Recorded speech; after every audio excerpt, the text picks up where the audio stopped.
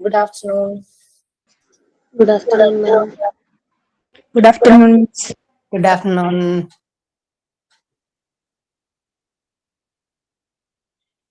Good afternoon. Good afternoon.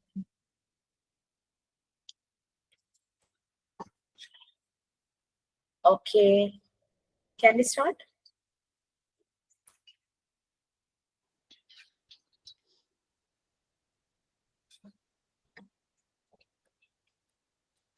ആരാ prayer ചെയ്യാൻ ready ആയിട്ട്? ഞാൻ ചെയ്യുന്നു സർ. ഹൃദയരാഗതന്ത്രി മീട്ടി സ്നേഹഗീതമേകിയും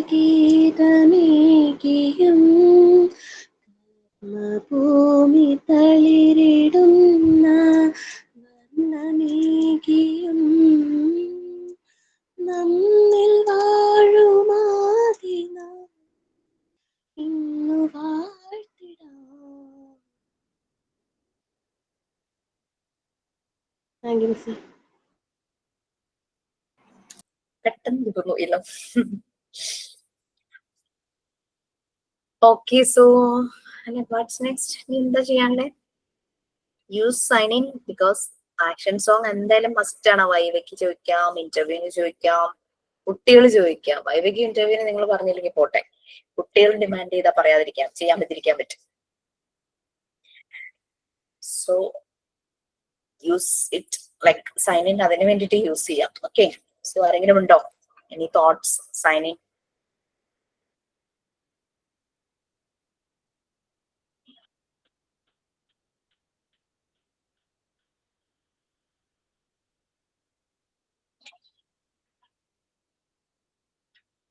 ആരുമില്ല. So we can move to our class. Okay, so എവിടെയായിരുന്നു? Where we? യൂണിറ്റ് 4 തുടങ്ങാൻ പറഞ്ഞിരുന്നു. തേർഡ് കംപ്ലീറ്റ് ചെയ്തു.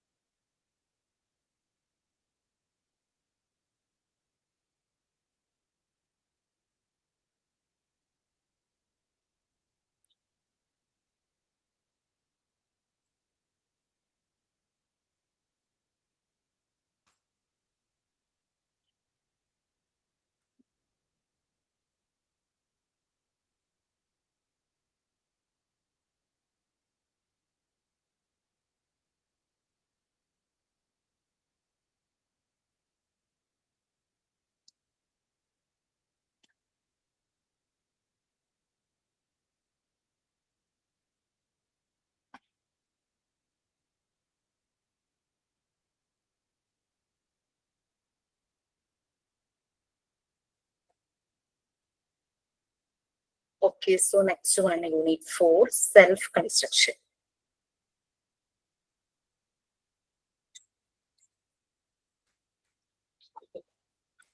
ആരാ ഫസ്റ്റ് പാരഗ്രാഫ്? അത് ഇൻട്രോ പാരഗ്രാഫ്. ആരാ ഒന്ന് വായിക്കുക?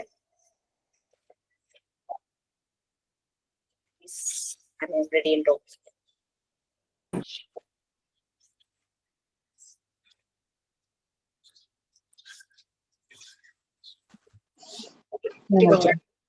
ബുക്കിലെ പേജ് നമ്പർ അറിയില്ല കേട്ടോ. സോ ആർക്കെങ്കിലും പേജ് നമ്പർ വേണമെങ്കിൽ ഒന്ന് ഷെയർ ചെയ്യൂ.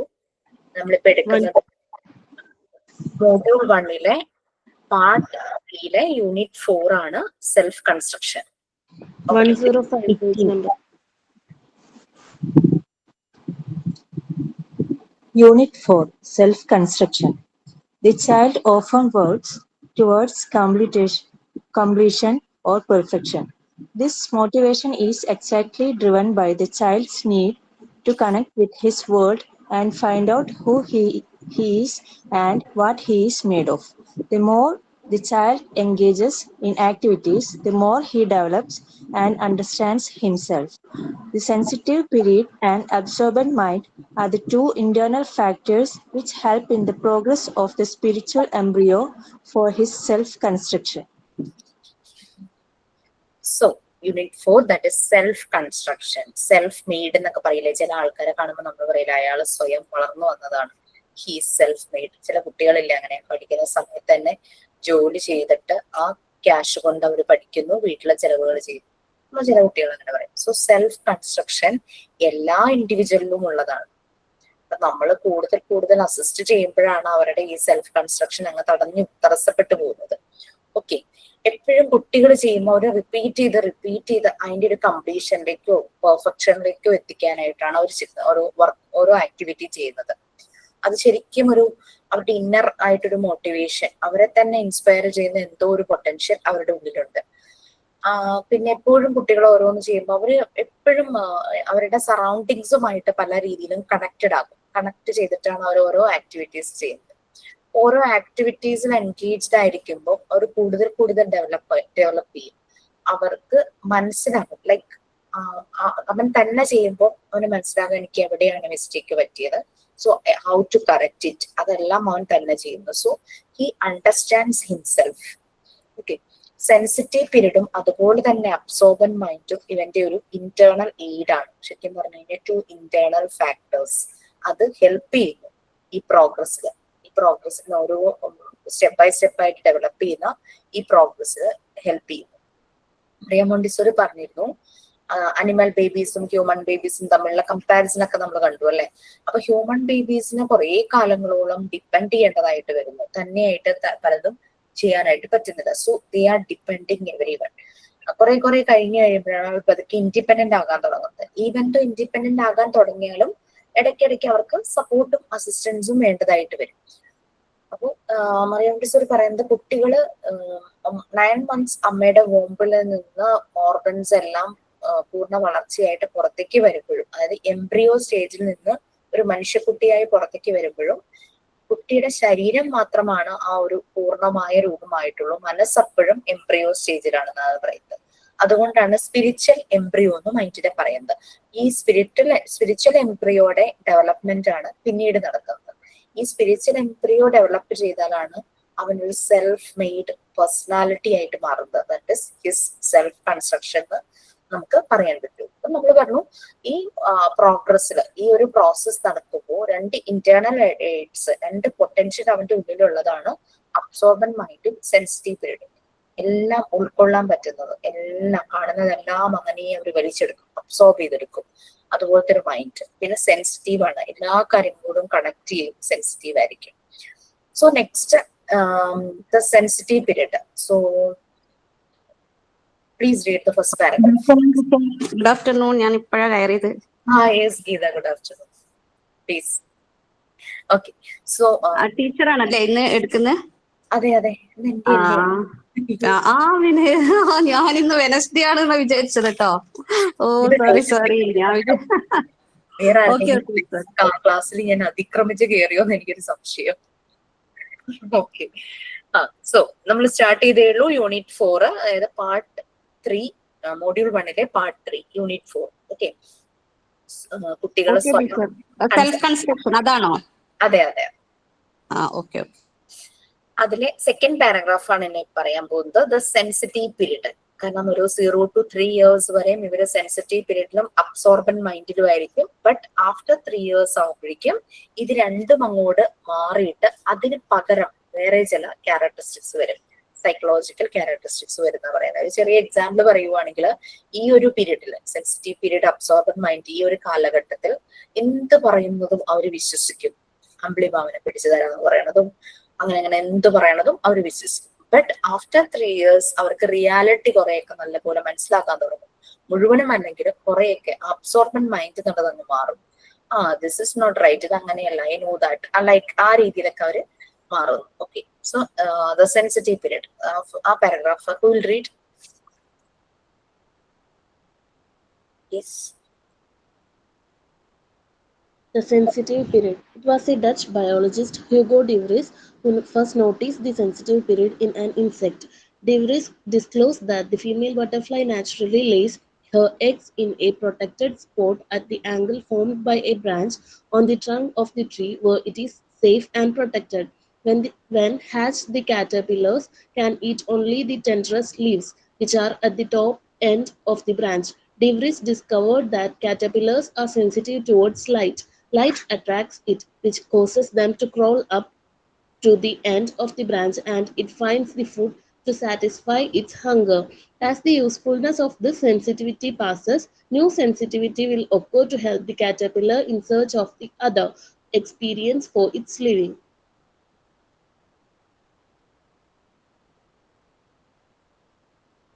മ്യൂട്ടാണ് മിസ്സേ, മ്യൂട്ടാണ്. മറന്നുപോയി. സെൻസിറ്റീവ് പീരീഡിനെ ശരിക്കും കണക്ട് ചെയ്യുന്നുണ്ട് ഹ്യൂമൻ ലൈഫിനെ അനിമൽ ലൈഫുമായിട്ട് കണക്ട് ചെയ്തിട്ട് ഡച്ച് ബയോളജിസ്റ്റ് ആയ ഹ്യൂഗോ ഡ്യൂറിസ് പറയുന്ന ഒരു കാര്യമാണ്. അത് വളരെ ഒരു ആപ്റ്റ് ആയിട്ടുള്ള ഒരു എക്സാമ്പിൾ ആട്ടോ. നമുക്കറിയാം ബട്ടർഫ്ലൈ എങ്ങനെയാണ് ഉണ്ടാകുന്നത് എന്നുള്ളത്. മെറ്റമോർഫോസിസ് അല്ലെ, പരിണാമം, ശലഭ പരിണാമം എന്ന് മലയാളത്തിൽ പറയും, മെറ്റമോർഫോസിസ് അല്ലെ. അതുപോലെ തന്നെയാണ് കുഞ്ഞുങ്ങളിലും. ഇത് ബട്ടർഫ്ലൈ എന്താ ചെയ്യുന്നത്, ഇരയുടെ അടിയിൽ പോയിട്ട് മുട്ടയിടും.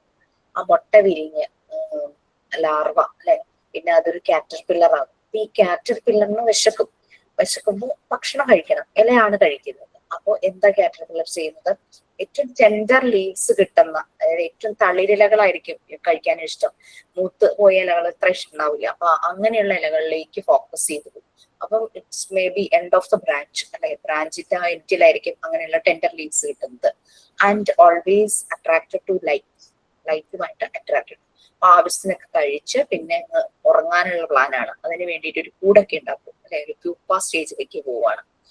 ഈ പ്യൂപ്പയുടെ ഒരു സമാധി ഇരിക്കുക എന്നൊക്കെ നമ്മൾ പറയണ പോലെ ആ ഒരു ടൈം ഉണ്ട്. ആ ടൈം കഴിഞ്ഞ ആ പ്യൂപ്പ നാച്ചുറൽ ആയിട്ട് അത് ബ്രേക്ക് ആയിട്ടാണ് നല്ല കളർഫുൾ വിങ്സോട് കൂടി ബട്ടർഫ്ലൈ പുറത്തേക്ക് പറന്നു പോകുന്നത്. നമ്മൾ ചെന്ന് കുത്തിക്കൊടുത്തു അതിനെ പുറത്താക്കാൻ നോക്കിക്കഴിഞ്ഞു കഴിഞ്ഞാൽ നമുക്ക് ഇൻകംപ്ലീറ്റ് ആയിട്ടുള്ള ഒരു ജീവിയായിരിക്കും കിട്ടുന്നത്. നല്ലൊരു ബട്ടർഫ്ലൈയെ കിട്ടില്ല. അതിനുള്ള ടൈം എടുത്ത് നാച്ചുറലായി അത് പുറത്തേക്ക് ഡെവലപ്പ് ചെയ്ത് വരണം. ഇതുപോലെ തന്നെയാണ് കുട്ടികളുടെ കാര്യം. അവരുടെ ടൈം എടുത്ത് അവർ നാച്ചുറലായി കാര്യങ്ങൾ ചെയ്ത് ആക്ടിവിറ്റീസിലൂടെ അവർ ഡെവലപ്പ് ചെയ്ത് വരും. അപ്പോൾ എക്സാക്റ്റ് ആയിട്ട് ആ ഒരു മെറ്റമോർഫോസിസ് കുട്ടികളിൽ നടക്കുകയാണ്. അതായത് നമ്മൾ കുറച്ചുകൂടെ അതിനൊന്നൊരു ഫിലോസഫിക്കലായിട്ട് പറഞ്ഞു കഴിഞ്ഞാൽ മനുഷ്യരിലെ ജസ്റ്റ് ഒരു ഹ്യൂമൻ ബീയിങ് ഉദ്ദേശിച്ചാൽ മതി.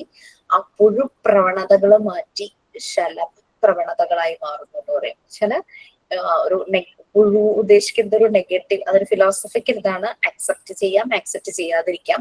ഒരു നെഗറ്റീവ് ആയിട്ടുള്ള കാര്യമെല്ലാം മാറി പോസിറ്റീവ് ഫ്രഷ്നെസ്സിലേക്ക് മാറുന്ന ഒരു മെറ്റമോർഫോസിസ് സംഭവിക്കുകയാണ് അവിടെ.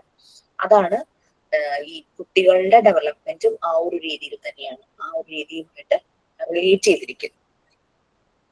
Okay, so next paragraph. അപ്പൊ ഡോക്ടർ മോണ്ടിസോറി ഈ ഹ്യൂഗോ ഡി വ്രീസിന്റെ ഈ ഒരു പ്രിൻസിപ്പിൾ, ഈ ഒരു ഇൻസിഡന്റ് വെച്ചിട്ട് ആ ഒരു കമ്പാരിസൺ കുട്ടികളുടെ ഡെവലപ്മെന്റുമായിട്ട് കണക്ട് ചെയ്യുവാണ്. Okay, next paragraph we will read.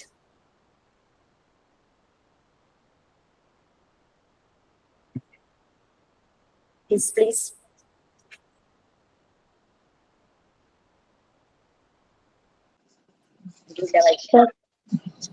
Dr. Maria Montessori was convinced that similar characteristics were also found in children.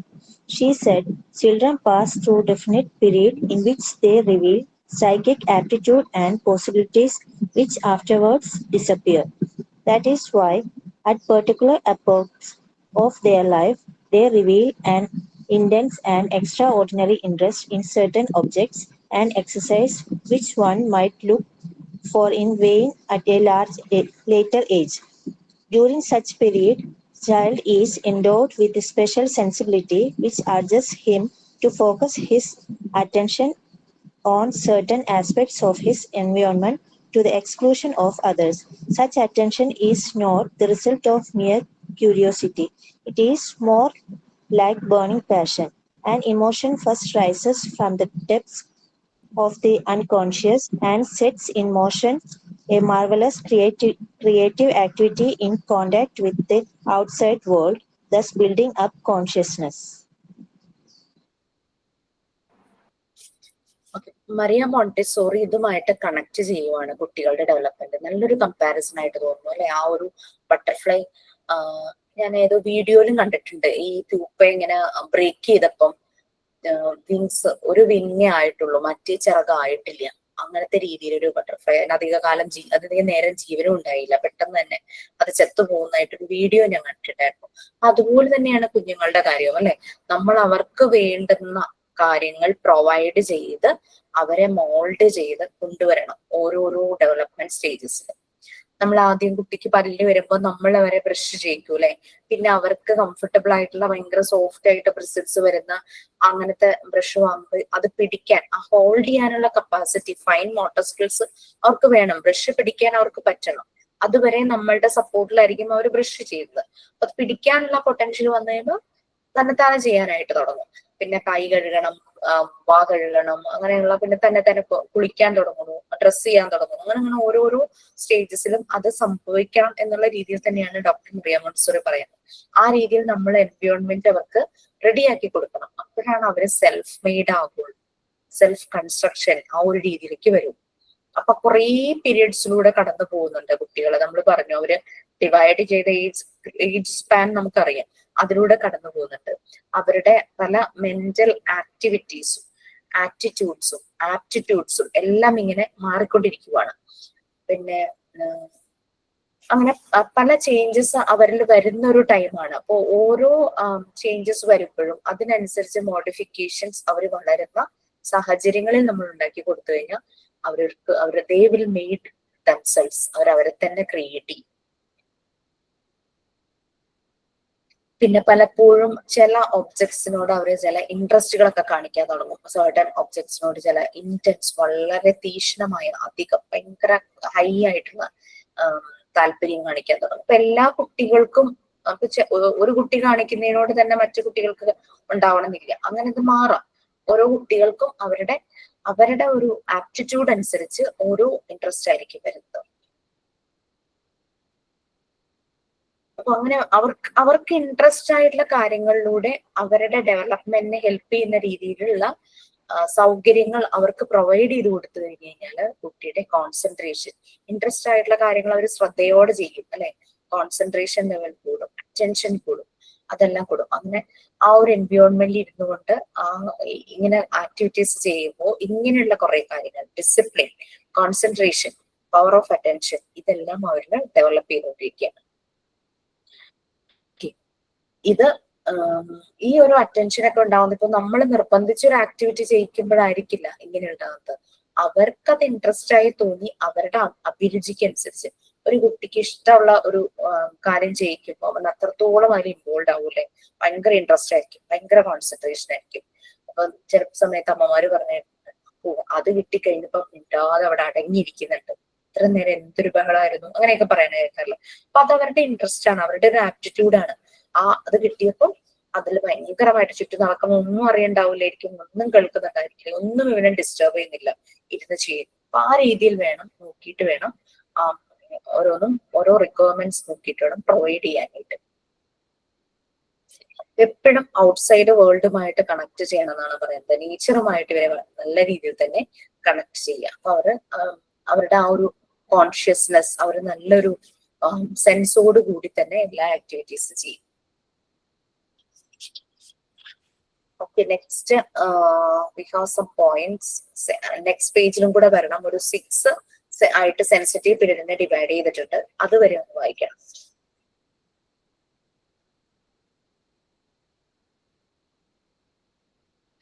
Okay, അടുത്ത പേജിലേക്കും കിടക്കേണ്ടത്. Okay, please.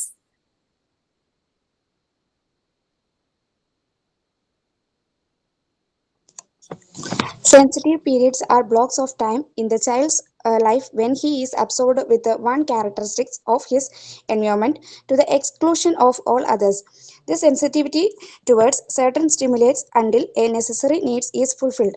This sensitive period defines the child's following is gaining knowledge of his surroundings.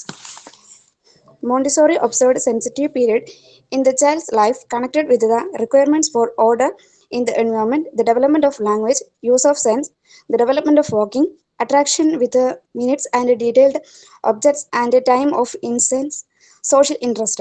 The 6 sensitive periods. First, sensitivity to order, learning through their 5 senses. sensitivity for social interest, sensitivity for language, sensitivity for walking, sensitivity for small minutes objects.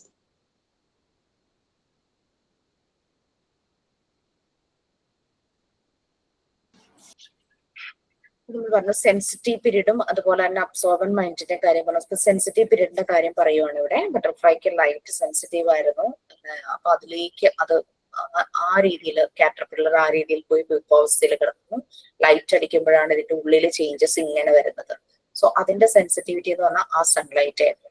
അതുപോലെ കുട്ടികൾ sensitive ആയിട്ട് സറൗണ്ടിങ്സുമായിട്ട് sensitive ആയിരിക്കും, connected ആയിരിക്കും world. അപ്പൊ ആ ഒരു sensitive period കുട്ടിയുടെ പല ഡെവലപ്മെന്റ് സ്റ്റേജസിൽ വരുന്നുണ്ട്. ഓക്കെ, അതിനെ പലതായിട്ട് പല പീരീഡ്സ് ആയിട്ട് ഡിവൈഡ് ചെയ്തിട്ടുണ്ട്. സെൻസിറ്റീവ് പീരീഡ്സ് ആയിട്ട് വന്നിട്ടുണ്ട്. ഒരു കുഞ്ഞ് ജനിച്ചു കഴിയുമ്പോൾ നമുക്കറിയാം കുട്ടികളിൽ ഉണ്ടാകുന്ന ചേഞ്ചസ്. ഫിസിക്കലി ആയിട്ടുള്ള ഡെവലപ്മെന്റ് നമ്മൾ കണ്ടു, അവരുടെ ലാംഗ്വേജിൽ വരുന്ന ഡെവലപ്മെന്റ് കണ്ടു, അവരുടെ ഓരോ ആക്ഷൻസ് അതിലെ ഡെവലപ്മെന്റ് കണ്ടു, അവരുടെ ഇന്റലക്ച്വൽ ലെവലിലെ ഡെവലപ്മെന്റ് നമ്മൾ കണ്ടു, ഇമോഷൻസിലെ ഡെവലപ്മെന്റ് കണ്ടു. ഓക്കെ, അപ്പൊ അങ്ങനെ കുഞ്ഞുങ്ങളിൽ പല പല ഏരിയയില് ഡെവലപ്മെന്റ്സ് വരുന്നുണ്ട്.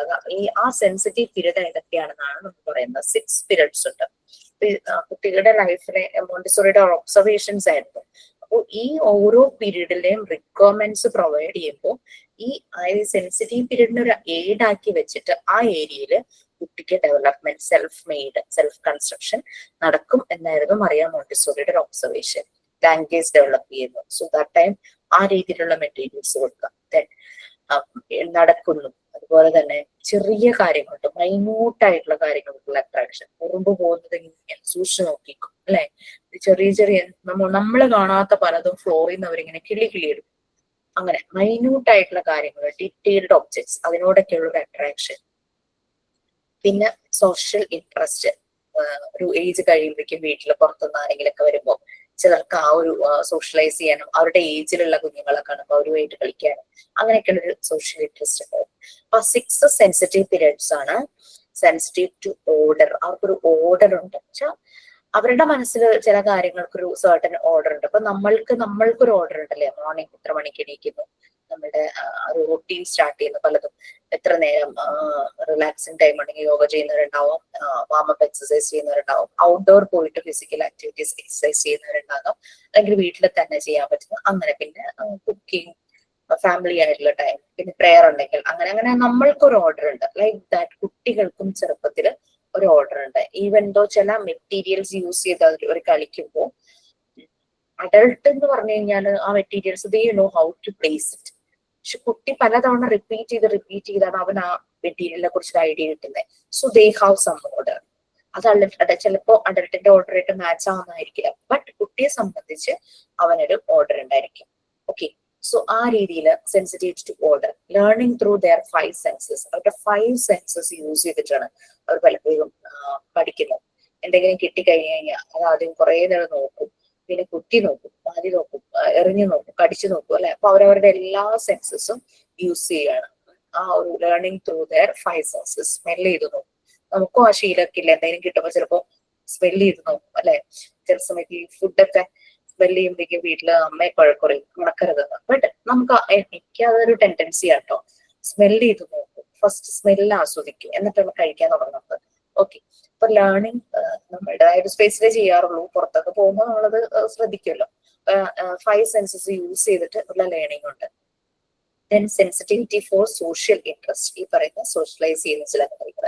പിന്നെ ലാംഗ്വേജ്, ആളുകൾ പറയുന്നത് ഇമിറ്റേറ്റ് ചെയ്യാൻ നോക്കുക. ചില ശബ്ദങ്ങൾ ഇപ്പൊ ദൂരെന്ന് എന്തെങ്കിലും ശബ്ദം കേൾക്കുമ്പോൾ ആ ശബ്ദം പറയാനായിട്ട് ശ്രമിക്കുക. ചില കുട്ടികൾ പക്ഷെ അനിമൽ സൗണ്ട്സിനേക്കാളും ആളുകളുടെ സൗണ്ട്സ് ഇമിറ്റേറ്റ് ചെയ്യാൻ നോക്കും. അങ്ങനെ പല പണ്ട് നമ്മള് കുയില് കൂക്കുമ്പോ അതിനെ ഇമിറ്റേറ്റ് ചെയ്ത് കൂക്കാറില്ലേ? അതെ അതെ അതെ.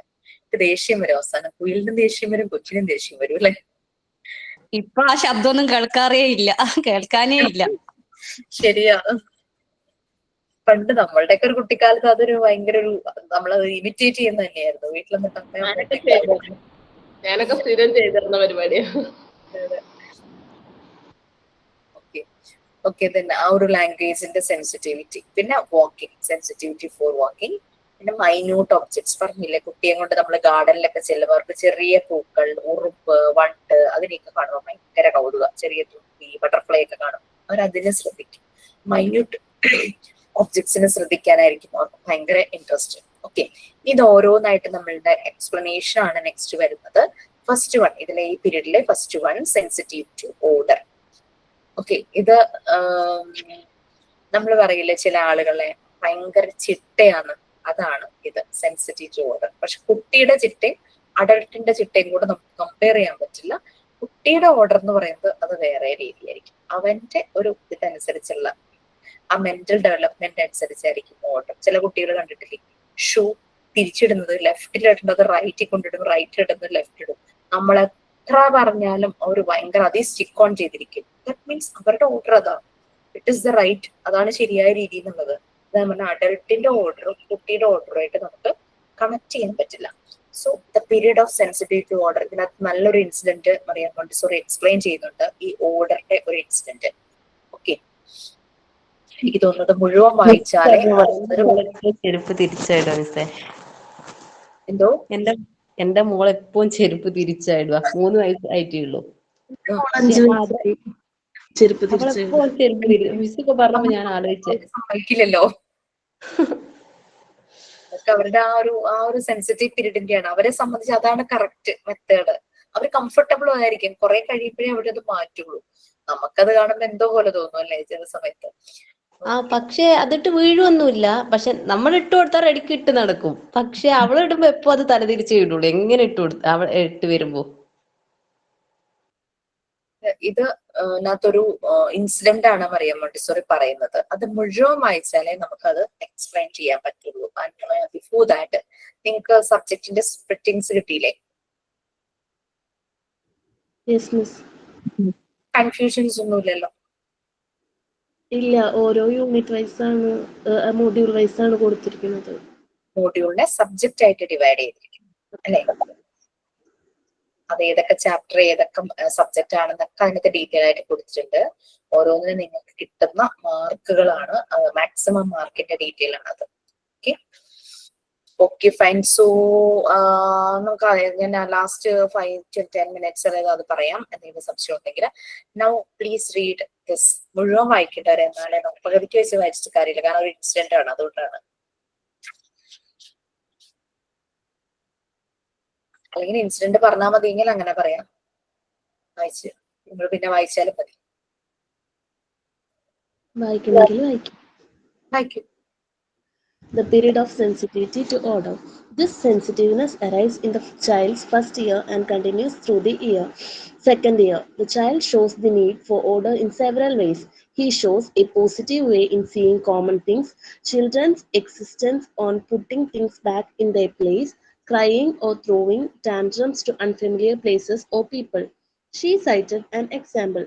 I found myself one day with a group of people going through Nero's grotto at Naples. With us was a young mother with a child about 1.5 years old, too small to be able to walk the whole length of the way. In fact, after some time, the child grew tired and his mother picked him up, but she had overestimated her power. She was hot and stopped to take off her coat to carry it on her arm and louder. His mother strove in vain to quiet him. She was evidently tired out and began to grow cross. Indeed, the noise was getting on the nerves of all, and naturally others offered to carry him.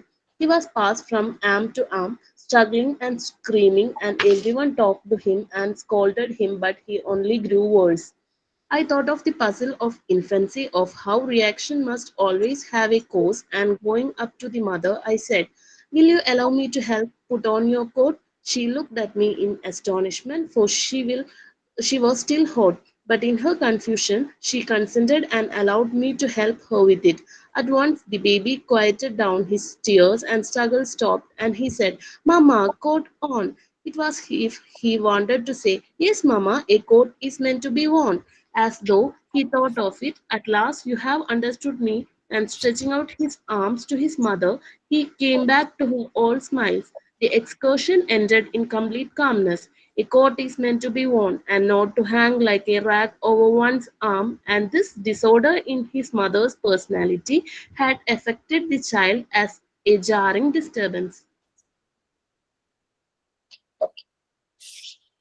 അപ്പൊ ഇത് sensitivity to order എന്നുള്ളതിനെ പറയാൻ Montessori ഒരു example ആയിട്ട് പറയാണ്. കാരണം അവരുടെ രീതിക്കുള്ള ഓർഡർ അല്ലെങ്കിൽ ദേ വിൽ ഷോ ടാൻഡ്രംസ്, അതായത് ദേഷ്യം, ഭയങ്കരമായിട്ട് വാശി പിടിച്ച് കരയാൻ തുടങ്ങും. ചില കുട്ടികൾ ഭയങ്കര വാശിയ എന്ന് പറയുന്നത് കേട്ടിട്ടേ സംതിങ് ഈസ് ഹാപ്പൻ ദെയർ, അതായിരിക്കും. ഓക്കെ, ഞാനത് സ്ക്രോൾ ചെയ്യാൻ മറന്നു അല്ലേ.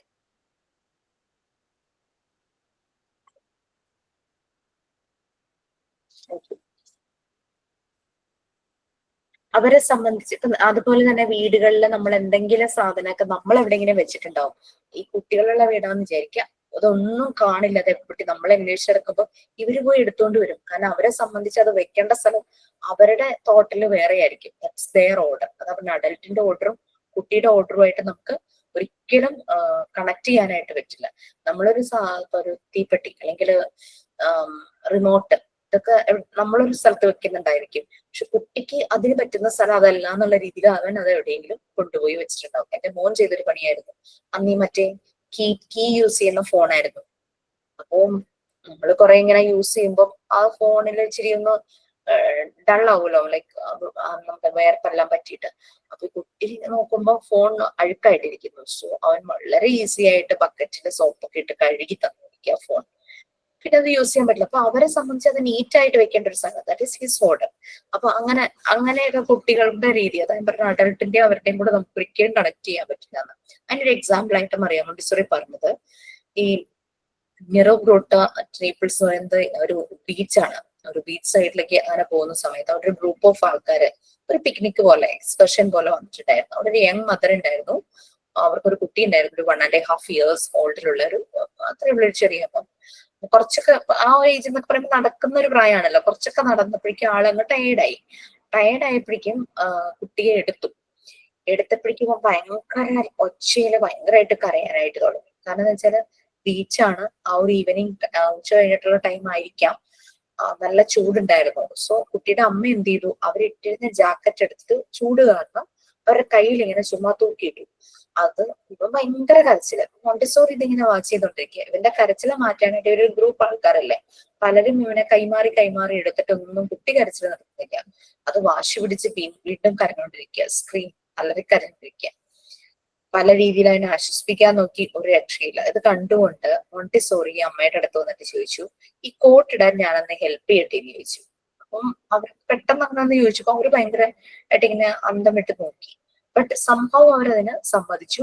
അങ്ങനെ കോട്ട് ഇട്ട് കഴിഞ്ഞപ്പോഴേക്കും കുട്ടി കരച്ചിൽ നിർത്തി എന്നാ പറയുന്നത്.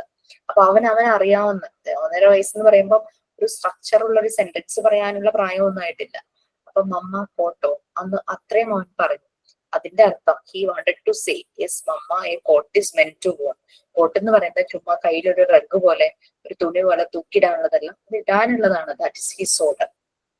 അതായിരുന്നു മോണ്ടിസോറിയുടെ ഒബ്സർവേഷൻ അവിടെ ഉണ്ടായിരുന്നത്. Coat is meant to be worn, അതായിരുന്നു ആ കുട്ടിയുടെ ഒരു ഓർഡർ. അതായിരുന്നു അത്. അമ്മ വെറുതെ കയ്യിൽ തൂക്കിയിട്ടപ്പം അവൻ ഒട്ടും സഹിച്ചില്ല. അതാണ് അവൻ ഹി വാസ് ഷോയിങ് ടാൻട്രംസ്, ആ ഒരു ഭയങ്കര ദേഷ്യവും വാശിയും ഒക്കെ കാണിച്ചത്.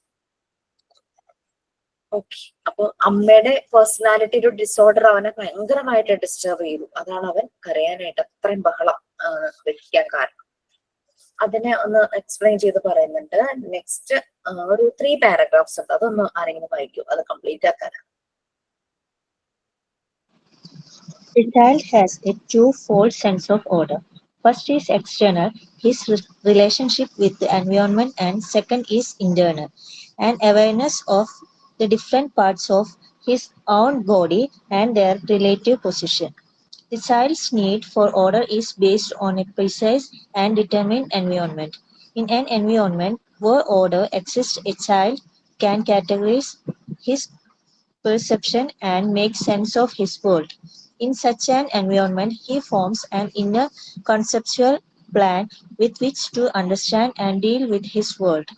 The need for order is obvious in the child from about 1.5 years. During this period, the child manipulates his environment and moves objects from one place to another. Order consists of conscious the place of each object in relation to his environment. It is not object in place that he is identifying through his sensitivity to order, but the relationship between object in the surroundings. Dr. Montessori said, inner sense which is sense not of distinction between things, so that it perceives an environment as a whole with interdependent parts. Only in such an environment, known as a whole, is it possible for the child to orient himself and to act with purpose. Without it, he would have no basis on which to build his perception of relationship.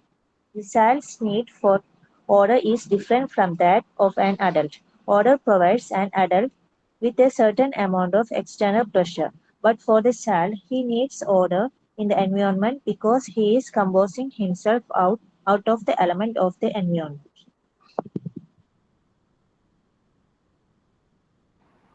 ഈ incident വെച്ചിട്ട് Montessori observations പറയുവാണ്. കുട്ടിക്ക് ആ ഒരു sense of ഓർഡറിന്റെ രീതികൾ. ഒന്ന് external, അതായത് relationship with environment, and second is internal. External ആയിട്ടുള്ള റിലേഷനും ഇന്റേണൽ ആയിട്ടുള്ള റിലേഷൻസ്. അവയർനെസ് ആണ് different parts of his own body and their relative positions. കുട്ടിക്ക് ആ ഒരു ഓർഡർ ഉണ്ട്. ലൈക്ക് ചില കുട്ടികൾ ചില ഡ്രസ്സിനോട് താല്പര്യം കാണിക്കുന്നത് കാണാം. അതായത് ചിലത് ഇടാൻ അവർക്ക് ഭയങ്കര കംഫർട്ടബിൾ ആയിരിക്കും. നമ്മൾ നോക്കുമ്പോൾ അതിന് കാര്യമായ പ്രത്യേകതകളൊന്നുമില്ല. എപ്പം എന്ന് പറഞ്ഞാൽ എപ്പോഴും അത് തന്നെ ഇട്ടുകൊണ്ട് നോക്കും. 2 വയസ്സായിപ്പോ ഇന്ന് അവളുടെ ബർത്ത്ഡേ ആണ്.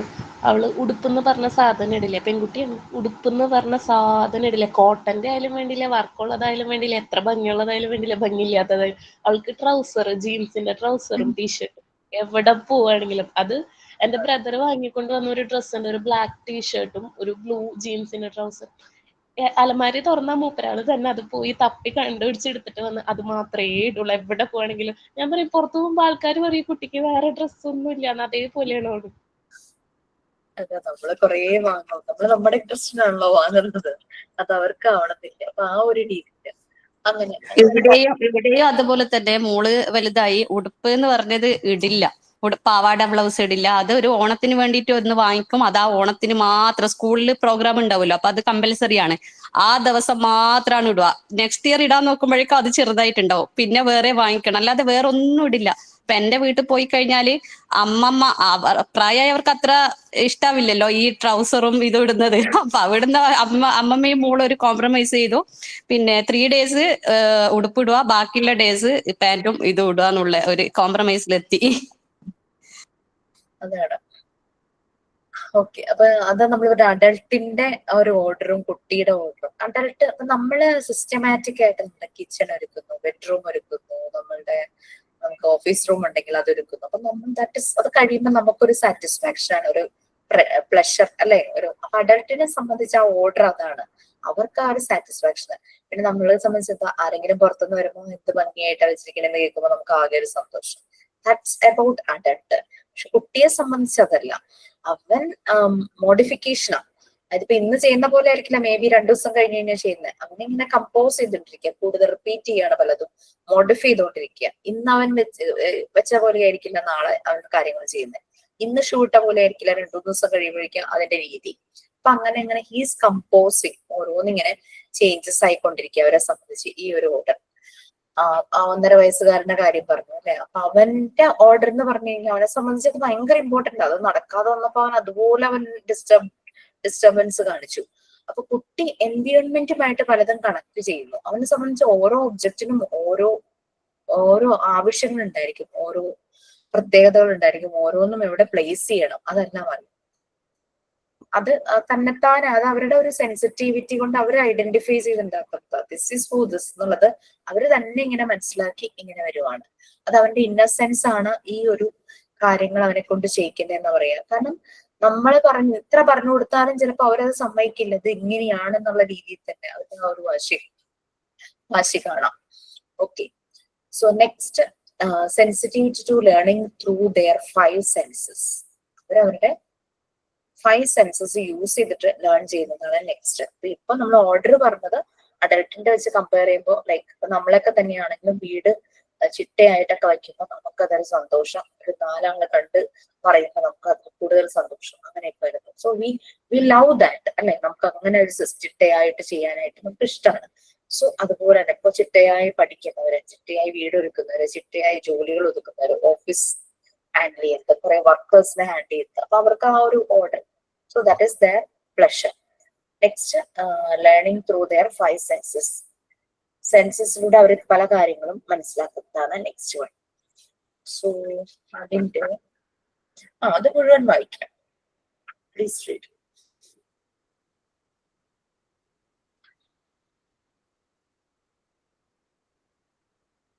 യെസ്, അരുളി.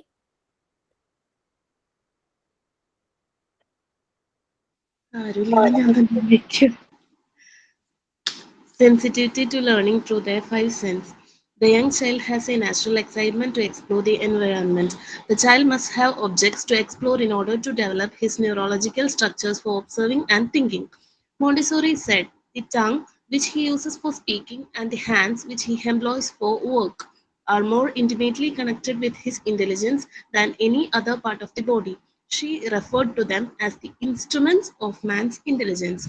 In order to develop his mind, a child must have objects in his environment which he can hear, see, and manage with his hands. It is important to note that the child's actions are not due to random choice but directed by his inner needs for development. Now, the child's movements are not due to chance.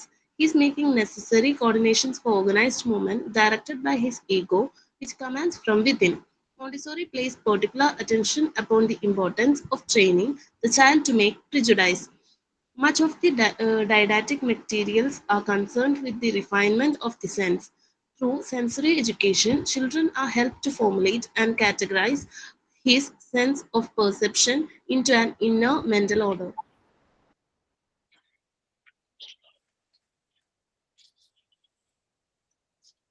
So sensitive to learning through their 5 senses.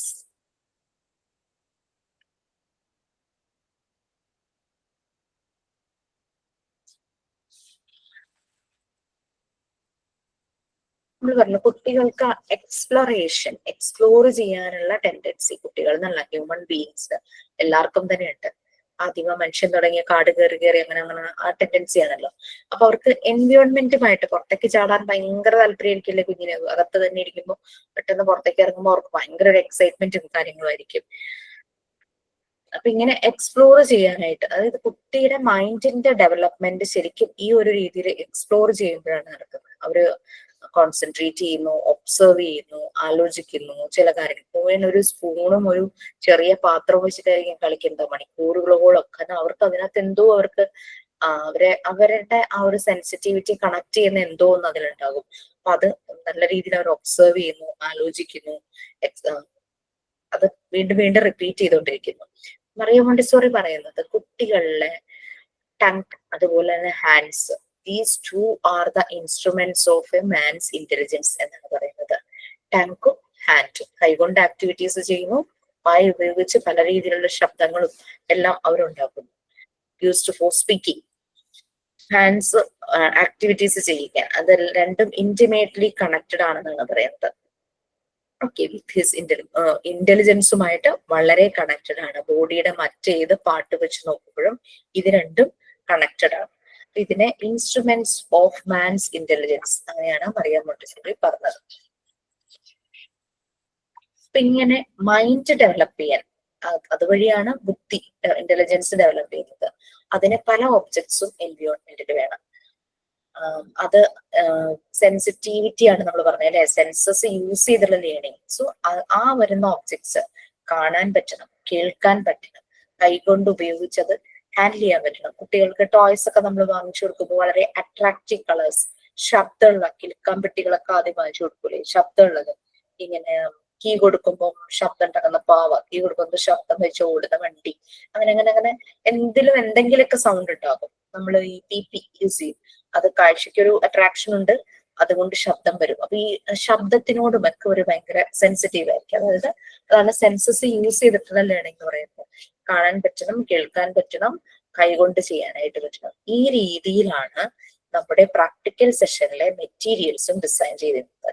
നല്ല vibrant colours ആയിരിക്കും, അതിനകത്ത് ചിലത് ശബ്ദമുള്ളതായിരിക്കും, ചിലത് നമുക്ക് തൊട്ട് നോക്കി മനസ്സിലാക്കാൻ പറ്റുന്നതായിരിക്കും, ചിലത് കൊണ്ട് നമുക്ക് ഓരോ ആക്ടിവിറ്റീസ് ചെയ്യാൻ പറ്റുന്നതായിരിക്കും. സോ അത് അങ്ങനെയുള്ളതെല്ലാമാണ് ഈ ഒരു ഒരു ഇവരുടെ ഡെവലപ്മെന്റിന് വേണ്ടിയിട്ട് ഇവരെ മോണ്ടിസോറി പ്രിപ്പയർഡ് എൻവയോൺമെന്റ് അങ്ങനെയുള്ള ഒരു ക്ലാസ് റൂമിലേക്ക് ആക്കുമ്പോൾ അവിടുത്തെ മെറ്റീരിയൽസ് എല്ലാം അതുകൊണ്ട് പറയാം മോണ്ടിസോറി ഈ ഒബ്സർവേഷനിൽ നിന്നാണ് അതെല്ലാം ഡിസൈൻ ചെയ്തത്.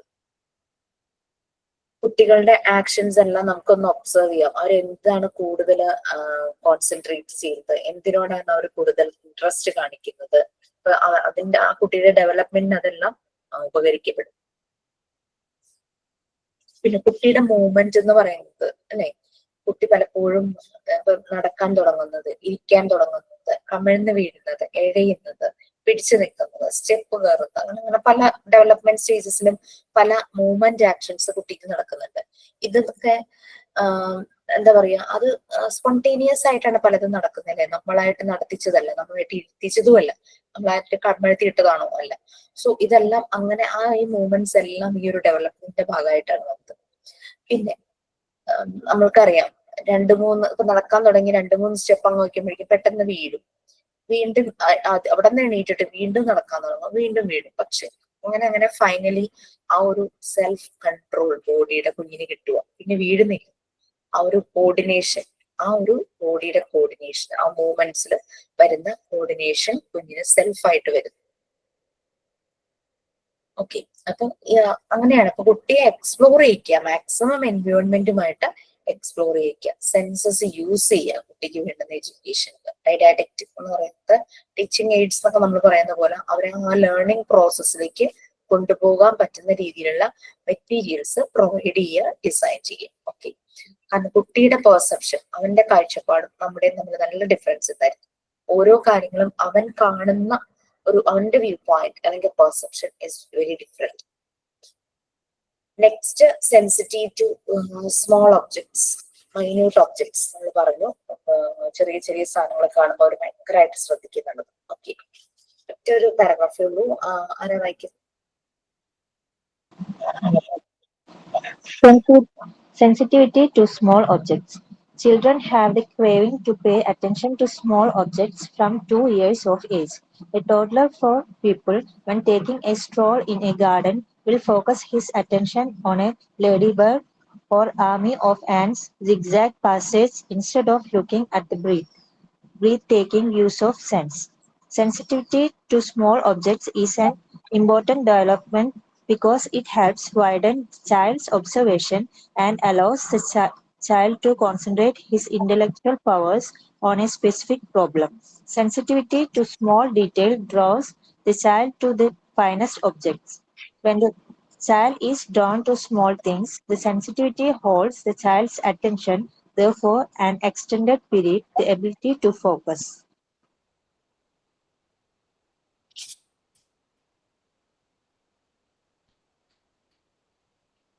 Okay, so small objects, minute ആയിട്ടുള്ള ഒബ്ജക്ട്സ് ഇവർ ഭയങ്കരമായിട്ട് ശ്രദ്ധിക്കും അല്ലെ. അതുകൊണ്ടാണ് നമ്മൾ പറയുന്നത് ശ്രദ്ധിക്കണം, കയ്യിൽ കിട്ടുന്നത് എന്തും എടുക്കും, വായിലിടും എന്നൊക്കെ അങ്ങനെ പറയില്ലേ. അതുകൊണ്ട് വീട്ടിലും അതുപോലെ തന്നെ നമ്മൾ ശ്രദ്ധിക്കാറുണ്ട്. നീ ഉറുമ്പ് പോകുന്നത് കുറേ നേരം ശ്രദ്ധിച്ചിരിക്കുന്ന കാണും അവര്, അതിന് എന്തെങ്കിലും മൂവ് ചെയ്തുകൊണ്ടിരിക്കുന്നതൊക്കെ അവർ ഭയങ്കരമായിട്ട് ശ്രദ്ധിക്കും.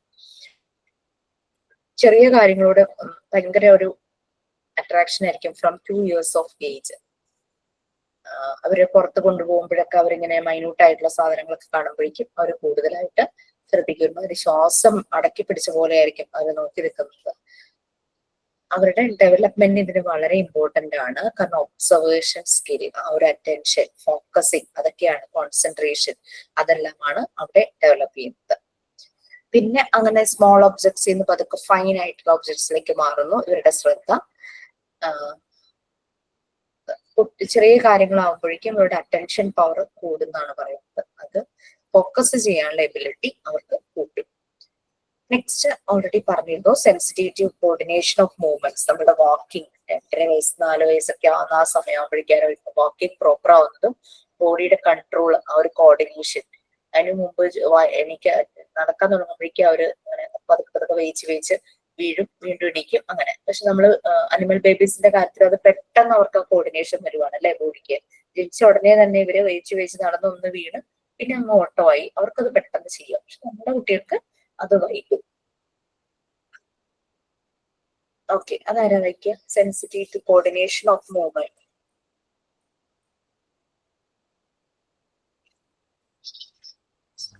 Sensitivity to coordination of movement. Walking 2.5 years to 4 years. Child enters into this period at about 2.5 till 4 years of age.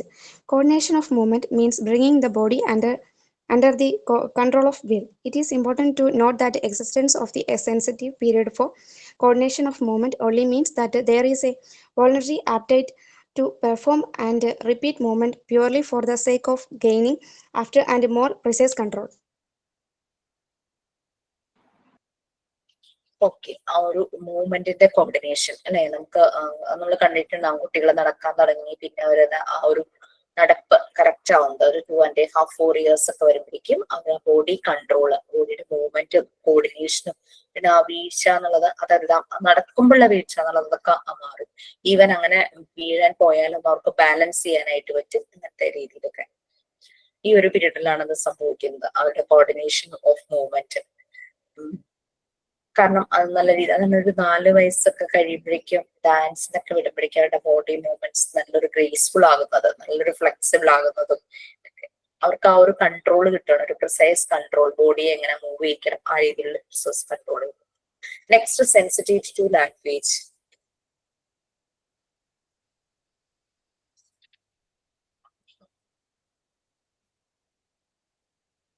Yes,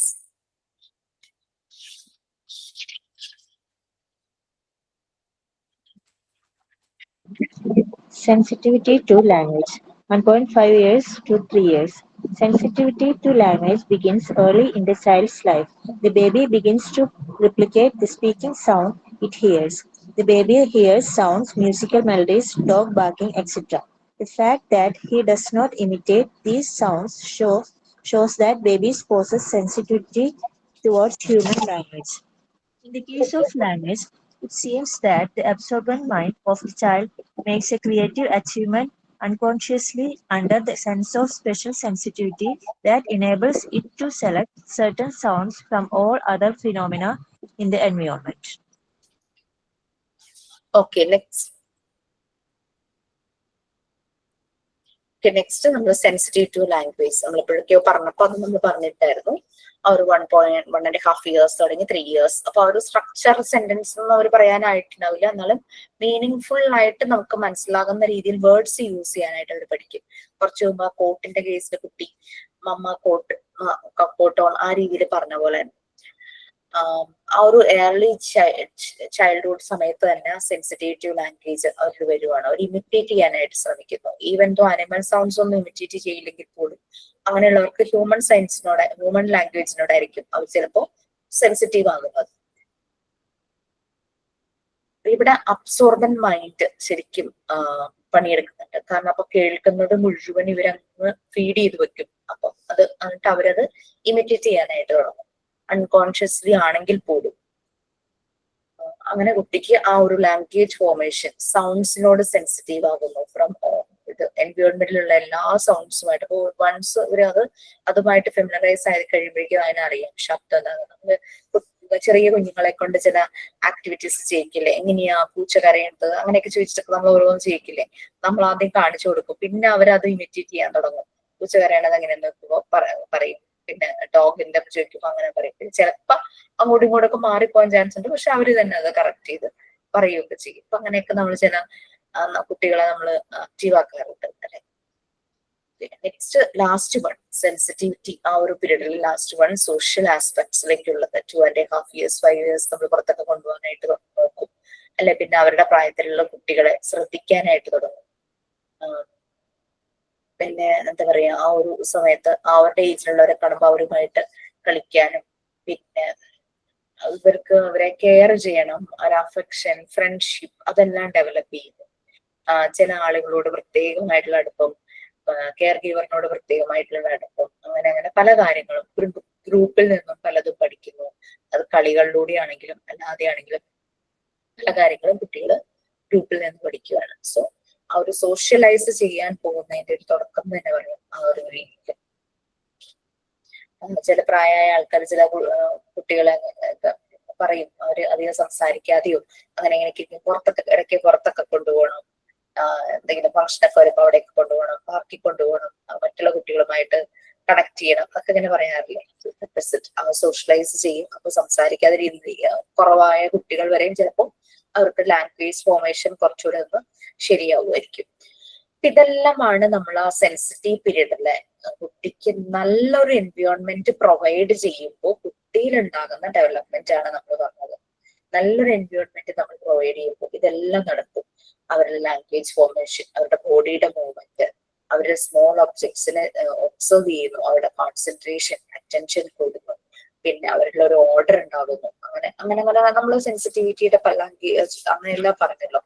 ഇനി അത് നമ്മൾ നല്ലൊരു എൻവയോൺമെന്റ്, നറിഷ്ഡ് ആയിട്ടുള്ള എൻവയോൺമെന്റ് പ്രൊവൈഡ് ചെയ്യുമ്പോഴാണ് അത്. അതേസമയം മാൽ നറിഷ്മെന്റ്, നറിഷ്ഡ് അല്ലാത്തൊരു എൻവയോൺമെന്റ് ആണെങ്കിലോ ഈ പറഞ്ഞ ഒരു സെൻസിറ്റിവിറ്റിയും അവർക്ക് ഉണ്ടാവില്ല. ആ ഒരു ലേണിംഗ് പ്രോസസ് അവരിൽ നടക്കുന്നില്ല, ഓർഡർ ശരിയാവില്ല, അവരുടെ മൂവ്മെന്റ് ശരിയാവില്ല, ലാംഗ്വേജ് ഫോർമേഷൻ ശരിയാവില്ല, അവർ സോഷ്യലൈസ് ചെയ്യാനായിട്ട് തുടങ്ങില്ല, ഗ്രൂപ്പിൽ നിന്നൊന്നും പഠിക്കാൻ പറ്റുന്നില്ല. നേരത്തെ പറഞ്ഞ കാര്യങ്ങളെല്ലാം തന്നെ നല്ലൊരു നറിഷ്മെന്റ് ആയിട്ടുള്ള ഒരു എൻവയോൺമെന്റിൽ നടക്കുന്നതാണ്. അതേസമയം നമുക്കറിയാലോ നല്ല ന്യൂട്രിയൻസ്, നല്ല നറിഷ്മെന്റ്, ന്യൂട്രിയൻസ് അടങ്ങിയ ഭക്ഷണം കൊടുത്തു കഴിഞ്ഞാൽ കുട്ടിക്ക് ആരോഗ്യം ഉണ്ടാകും അല്ലെ, കുട്ടി വളരും, ആരോഗ്യം ഉണ്ടാകും എന്നുള്ളത്. ഇതുപോലെ തന്നെ നമ്മള് മനസ്സിന്റെ ഡെവലപ്മെന്റിനും നമ്മൾ ന്യൂട്രിയൻസ് പ്രൊവൈഡ് ചെയ്യണ്ടേ. കുട്ടിയെ കെയർ ചെയ്യണം, അഫക്ഷൻ കാണിക്കണം, കുട്ടിയോട് ഷൗട്ട് ചെയ്യാതെ, അതായത് നെഗറ്റീവ് ആയിട്ടുള്ള ന്യൂട്രിയൻസ് പ്രൊവൈഡ് ചെയ്യാതെ പോസിറ്റീവ് ആയിട്ടുള്ള ന്യൂട്രിയൻസ് പ്രൊവൈഡ് ചെയ്യണം. നല്ല പോസിറ്റീവ് ഇമോഷൻസ്, പോസിറ്റീവ് ഫീലിങ്സ് കുട്ടിയുടെ വരുത്തണം. കുട്ടിയെ അപ്രീഷിയേറ്റ് ചെയ്യുന്ന രീതിയിൽ very good, well done, good boy എന്നൊക്കെ നമ്മൾ പറയാറില്ലേ കുട്ടികളോട്. അത് കേൾക്കുമ്പോൾ തന്നെ അവർക്ക് ഭയങ്കര സന്തോഷം അല്ലെ. അത് ആണ് പോസിറ്റീവ് ആയിട്ടുള്ള ന്യൂട്രിയൻസ് മെന്റൽ ഹെൽത്തിന് വരുന്നത്. അതേസമയം നെഗറ്റീവ് ന്യൂട്രിയൻസ് ആണെങ്കിൽ, മാൽ നറിഷ്മെന്റ് ആണെങ്കിൽ ഈ ഒരു സെൻസിറ്റീവ് പീരീഡും ശരിയായ രീതിയിൽ നടക്കില്ല എന്നുള്ളതാണ് നെക്സ്റ്റ്. ഇതെല്ലാം തന്നെ പറഞ്ഞിട്ട് ഈ ഒരു പീരീഡ് കറക്റ്റ് അല്ലെങ്കിൽ ഇതൊന്നും പോസിബിൾ ആകില്ല എന്നുള്ളതാണ് നെക്സ്റ്റ് ക്ലാസ്സിൽ വരുമ്പോൾ അതൊന്നും വായിച്ചിട്ട്, ഇത്രയും വായിക്കും, പിന്നെ അതും ഒന്ന് വായിച്ചിട്ട് വരും. സെൻസിറ്റീവ് പീരീഡ് കഴിയും. സെൻസിറ്റീവ് പീരീഡ് കഴിഞ്ഞ് കഴിഞ്ഞാൽ നമുക്ക് അബ്സോർബന്റ് മൈൻഡ് സ്റ്റാർട്ട് ചെയ്യാം. നറിഷ്ഡ് ആയിട്ടുള്ള എൻവയോൺമെന്റിൽ സെൻസിറ്റീവ് പീരീഡ് ആയിരുന്നു നമ്മളിപ്പോ പറഞ്ഞത്. ഈ നറിഷ്ഡ് അല്ലാത്ത എൻവയോൺമെന്റിലെ സെൻസിറ്റീവ് പീരീഡ് ആണ് നെക്സ്റ്റ് പറയുന്നത്.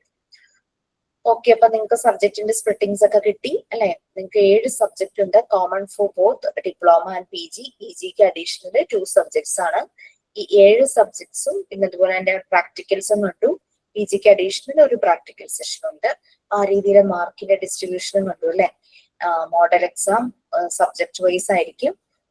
ഓരോ സബ്ജക്റ്റിനും 50 ക്വസ്റ്റ്യൻസ് വെച്ചുണ്ടാകും. ഒരു ആൻസർ 2 മാർക്സ് ആണ്. അങ്ങനെ 100 മാർക്കാണ് ഓരോ subject.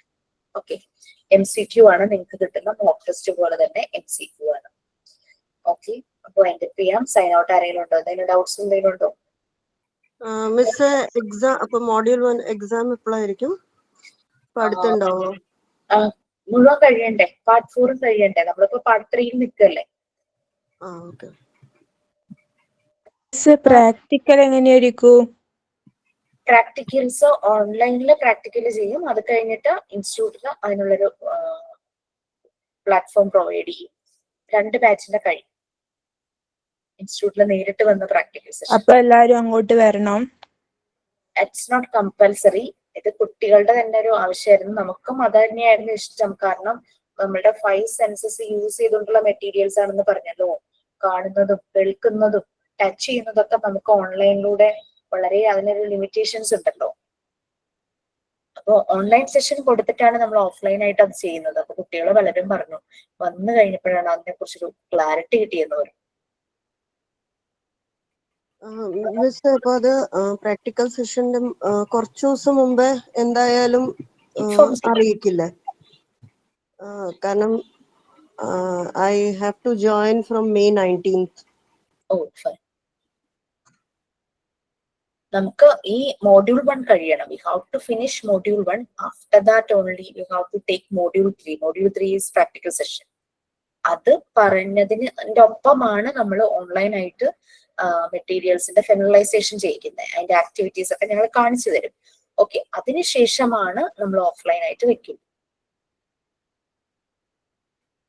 Okay ma'am.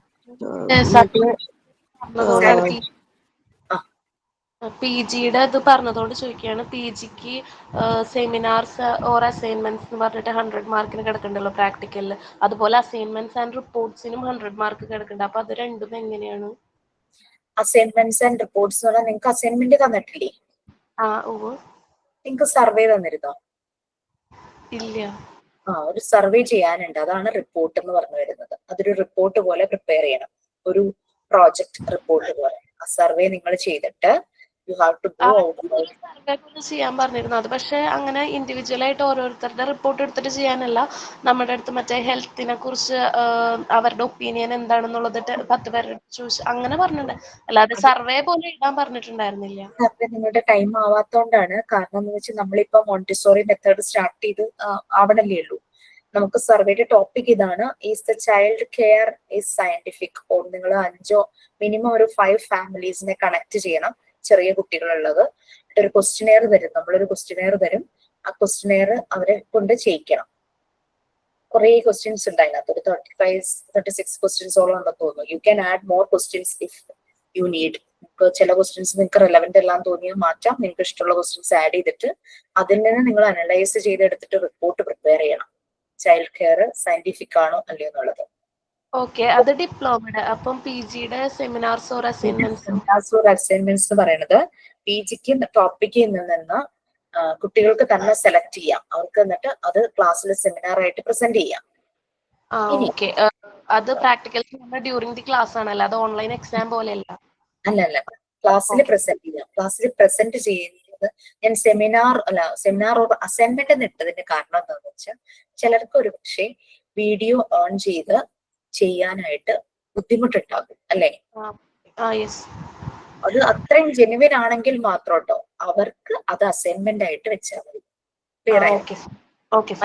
Seminar present ചെയ്യുകയും വേണം, സെമിനാർ റിപ്പോർട്ട് പ്രിപ്പയർ ചെയ്യുകയും വേണം. അപ്പൊ വീഡിയോ പറ്റില്ല, അല്ലെങ്കിൽ ഓൺലൈൻ ക്ലാസ്സിൽ കയറാൻ പറ്റില്ല, റെക്കോർഡ് ക്ലാസ് ആണ് കാണുന്നത്, ആ ടൈം ഒട്ടും പറ്റില്ല, അങ്ങനെയുള്ളവരെ നമ്മൾ കൺസിഡർ ചെയ്യണമല്ലോ. അവർക്ക് വേണ്ടിയിട്ടാണ് ഞാൻ അസൈൻമെന്റ് എന്ന് വെച്ചത്. കാരണം 100 മാർക്സ് കൊടുക്കണമെങ്കിൽ നമുക്ക് അതിനനുസരിച്ച് ആക്ടിവിറ്റി രണ്ടുപേരെയും നമ്മൾ കൺസിഡർ ചെയ്യണമല്ലോ. ക്ലാസ്സിൽ പ്രസന്റ് ചെയ്യാത്തവരുണ്ടാവും, പറ്റാത്തവരുണ്ടാവും. അസൈൻമെന്റ് രണ്ടിലും കോമൺ ആയിട്ട് വന്നപ്പോ ഒരു കൺഫ്യൂഷൻ. അസൈൻമെന്റ് അതിന്റെ കൂടെ ഉണ്ടാവും, എല്ലാം കൂടി ചേർത്തിട്ടാണ് 100 മാർക്സ് വരുന്നത്. സെമിനാർസ് പ്രസന്റ് ചെയ്താൽ ഡെഫിനറ്റ്ലി 50 മാർക്സ് അവിടെ വരും. പിന്നെ അല്ലാതെയുള്ള നമ്മുടെ ചെറിയ അസൈൻമെന്റും കാര്യങ്ങളും വരും. സെമിനാർ പ്രസന്റ് ചെയ്യാൻ പറ്റാത്തവര് അത് നല്ല രീതിയിൽ തന്നെ റിപ്പോർട്ട് എഴുതി അസൈൻമെന്റ് ആയിട്ട് സബ്മിറ്റ് ചെയ്യേണ്ടവരും. മറ്റവർ ഓൾറെഡി ക്ലാസ്സിൽ പ്രസന്റ് ചെയ്തു, അവരത് റിപ്പോർട്ടായിട്ട് വെച്ചാൽ മതി.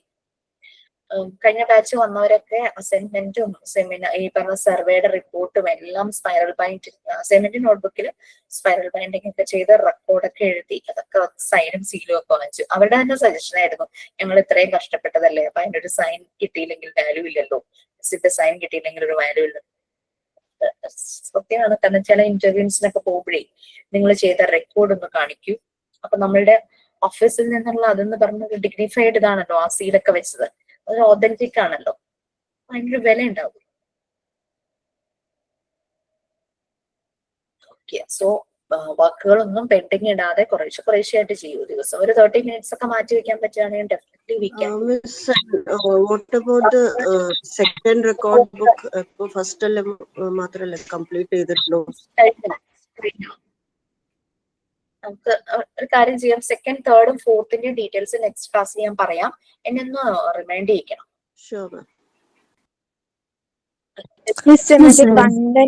കണ്ടന്റ് അസൈൻമെന്റ് ഇല്ലേ, കണ്ടന്റ് ക്രിയേറ്റർ?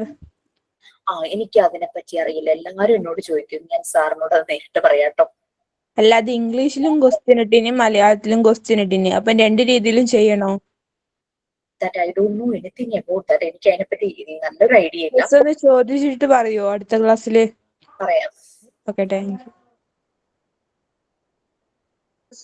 അതിൽ തന്നെ വേറൊരു ഡൗട്ട്, കോണ്ടന്റ് റൈറ്റിംഗ് 2 ഇതില് രീതിയിൽ എഴുതാം. ഓൺലി ദ കോണ്ടന്റ് എൽസ് നമ്മള് ഒരു ആഡ് കൊടുക്കുമ്പോ പിക്ചേഴ്സും അങ്ങനെയാണോ ഉദ്ദേശിച്ചത്? ജസ്റ്റ് കോണ്ടന്റ്, അതിന്റെ കോണ്ടന്റ് മാത്രമാണോ എന്ന് കൂടി അതൊന്ന് ക്ലാരിഫൈ ചെയ്യണം. കാരണം ഇത് എല്ലാ കുട്ടികളും എന്നോട് വിളിച്ച് ചോദിക്കുന്നുണ്ട്.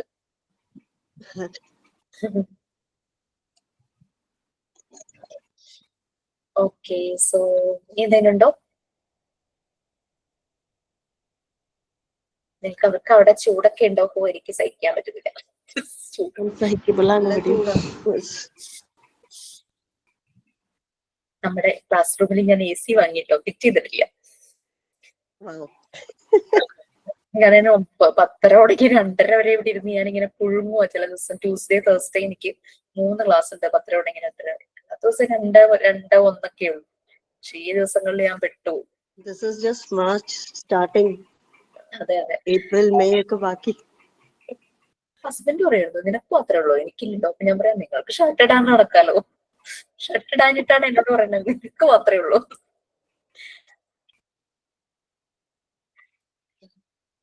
നല്ല പണിയാണ്. And I got the permission.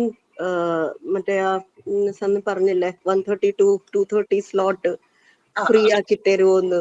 So they have agreed. Okay, fine. That's very ഒരു good. അസിസ്റ്റന്റ് ടീച്ചറിനെ വെക്കാന്നാ പറഞ്ഞു. So they'll manage. സോ അതിൽ നിന്ന് ഞങ്ങൾക്ക് മനസ്സിലായി റീനയുടെ പെർഫോമൻസും അവർക്ക് എത്രത്തോളം അത് ഇഷ്ടമായി എന്നുള്ളത്. അല്ലെങ്കിൽ അവരങ്ങനെ ഒരു adjustment തയ്യാറാവില്ലല്ലോ. They were very happy, ma'am. I spoke to principal, advisor, and the trustee also. They 3 of them are very happy. Okay, fine.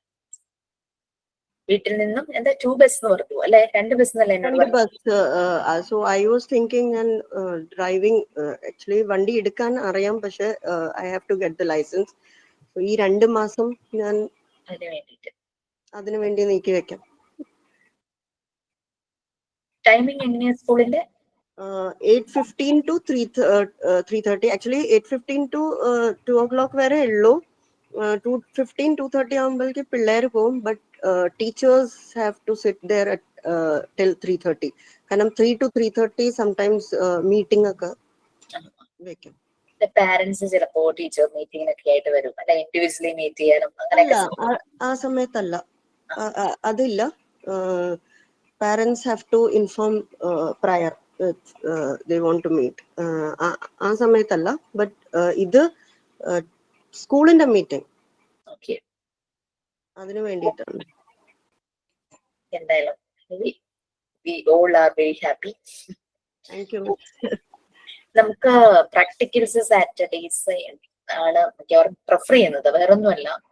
Week ഡേയ്സിൽ വെക്കുമ്പോൾ ഒരു പ്രോബ്ലം എന്താണെന്ന് വെച്ച് കഴിഞ്ഞാൽ നമ്മളുടെ ക്ലാസ്സസ് മുഴുവൻ അഡ്ജസ്റ്റ് ചെയ്യണ്ടേ. ടീച്ചർമാരൊക്കെ നല്ല പാക്ടാ. സെഷന് വേണ്ടിയിട്ട് നിങ്ങൾ വരുമ്പോൾ നിങ്ങളുടെ എല്ലാ ടീച്ചർമാരും അവൈലബിൾ ആയിരിക്കണം. അപ്പൊ ഏറ്റവും കൺവീനിയന്റ് ആയിട്ടുള്ള ഡേ എന്ന് പറയുന്നത് സാറ്റർഡേ. അപ്പൊ റീനയെ സംബന്ധിച്ച് സാറ്റർഡേ ഓക്കെ അല്ലേ? Saturday we don't have class, but ടീച്ചേഴ്സിന് പോണം. സെക്കൻഡ് സാറ്റർഡേ മാത്രം എന്തോ ഒഴിവാണ്, ഒരു സാറ്റർഡേ ഒഴിവാണ്. ബാക്കി we have to be there. പക്ഷെ അത് ചിലപ്പോ ഹാഫ് ഡേ അങ്ങനെ എന്തെങ്കിലും ആയിരിക്കും. ഐ മീൻ ഒരു ക്ലിയർ ഐഡിയ ഇല്ല. അതിന് ജോയിൻ ചെയ്ത് കഴിഞ്ഞാലേ അറിയുള്ളൂ. Okay, anyway okay, thank you so much. നമുക്ക് അതിന്റെ പേരായിരുന്നു. Thank you much. Sign out ഉണ്ടോ ആരെങ്കിലും?